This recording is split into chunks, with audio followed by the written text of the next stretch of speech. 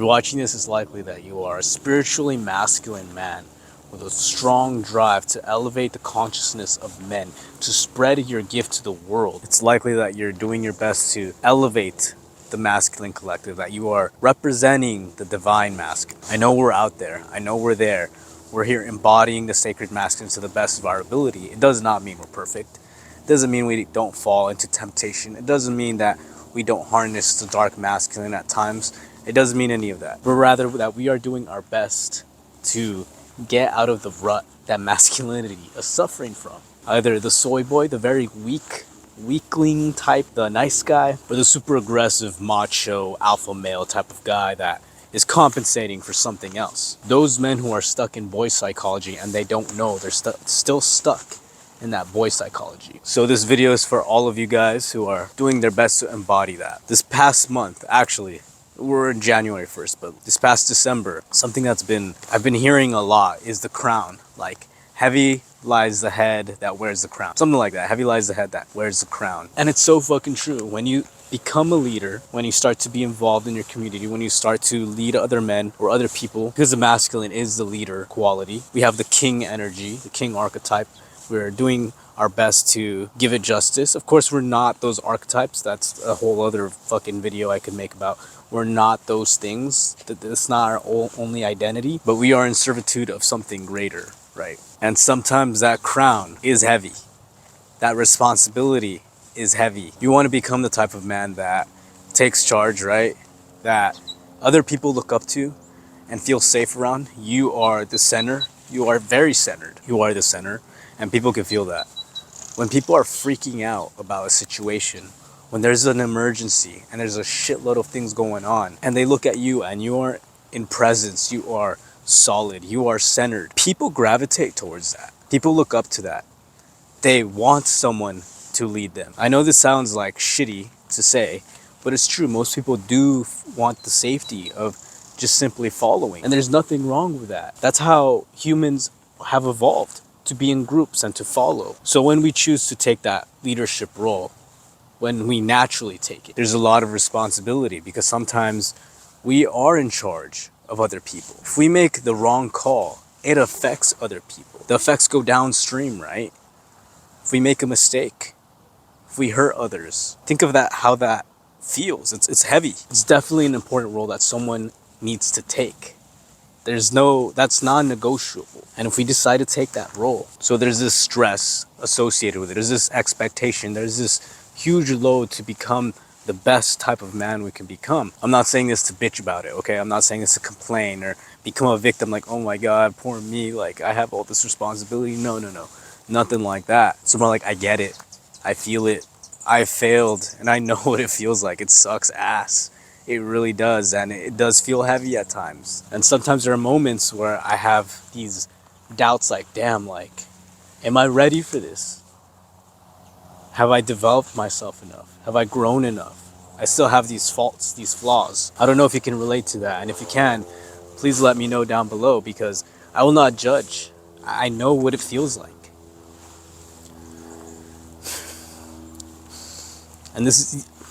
And in these moments, it's important to take a step back, relax, take those deep breaths, because our power comes from our breath. Take a deep breath to the belly. It is an honor to have that responsibility. Don't get me wrong. And it's okay if we're not perfect. It's okay if we make mistakes. And it's okay if we're still working on ourselves. If you're anything like me, you probably have very, very high expectations of yourself. And I've always been like this. I've always been very hard on myself. And it's a gift and a curse. It's a gift because we're constantly pushing. We're constantly getting better. We're constantly winning, improving, etc. But on the other side of it, we have this pressure. We don't relax. We don't let go. We're relentless. And sometimes we do have to let go. Sometimes the best way out is to let it go. There has to be a balance.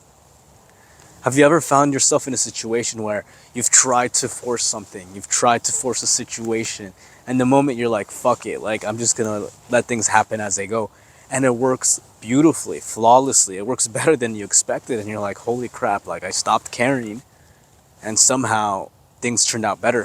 Think of that situation, it's like that. So in our leadership, we shouldn't run away from our responsibilities. We shouldn't lower our expectations, but rather practice self-compassion, self-forgiveness. Because when we do that, we actually become better leaders. We're less bitter. We're less stressed. We can relax. We're not all tense. We're breathing deeply. We can make level-headed, clear decisions. When we let that go, when we let that control go, things flow better. We're healthier, we're better. When we practice self-compassion, when we make mistakes, we're able to recover a lot easier and better. We're able to recover more easily, and that's how we become a better leader. So it is heavy, man. It is heavy. Like, I think about it, I'm like, damn, sometimes for a very brief moment, I'm like, what if I just let this go? Like, I don't give my gift to the world and live a normal life and, be satisfied, content with just something mediocre. I could live my life like that. Like, I could be grateful for that. I could be okay. And it is a momentary thought and feeling, because I'm like, what are you saying? Like, that's ridiculous. That's crazy. I could never live my life like that. But for a moment, when I think of all the things that I gotta think of, and the responsibilities, and just the mistakes, and all these things that could happen, it crosses my mind. And I'm like, oh man, maybe this is a task for someone else. Maybe I'm not cut out for this. I'll tell you though, man, if you have these thoughts like I do, you are cut out for this. You have it within you. We all have it within us. And we have different zones of genius, okay? We all have different gifts to give to the world. And they may not look like mine, but it's there. It's there. Even if it is to follow, let's say, to be a really good person, a really good second or an advisor type role, or those roles are extremely important as well, and they have leadership qualities in them as well. It's a different type of leading. It's like leading by example. In different areas of life, we lead. That's just how it is. Anyway, in this life, just know that you do have a brother here, that you do have someone who you can relate to, that there is someone by your side, even though we don't know each other yet. So let's just keep going, keep trudging along, keep smashing those limiting beliefs and pushing ourselves to be better, but also practicing the self-compassion, practicing when to relax, because it's something that I still struggle with, just relaxing and just letting things go. Because we think, right? We think, oh, there's so much to do. There's like, if I don't do this, who will, etc. And while that's true, like, fuck, that's the thing. It's true. We're gonna burn out.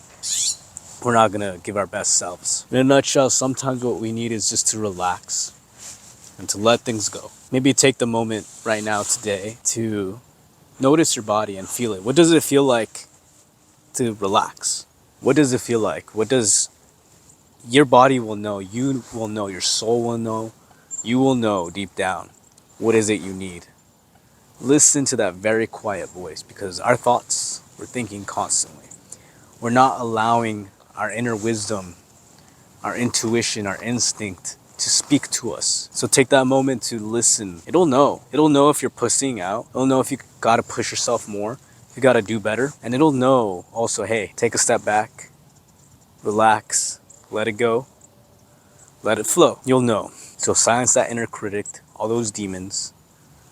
Just take a deep breath and it'll feel good. It'll feel right. It won't come from a place of fear. It won't come from desperation. It'll come from something higher. And at any time, you can tap into that. If you're new to my channel, my name is Nathan. I go by Nate Rocks on here. And this channel is a space. It's dedicated to the sacred masculine. It's dedicated to the next stage of masculinity. It's dedicated to my life's work right now. I'm sharing my experiences, sharing my passions. It's going to be a mixture of Jungian psychology, alchemy, spirituality, survivalist skills eventually, because I'm a big guy. I'm big on that. I'm big on all of that. I think it's important for every masculine guy, every person to know how to survive in the wild, to connect back to nature. So watch out for those things. If you resonate with this, please like and subscribe. Let's get this message out. Thank you for watching, as always, and I'll catch you in the next video.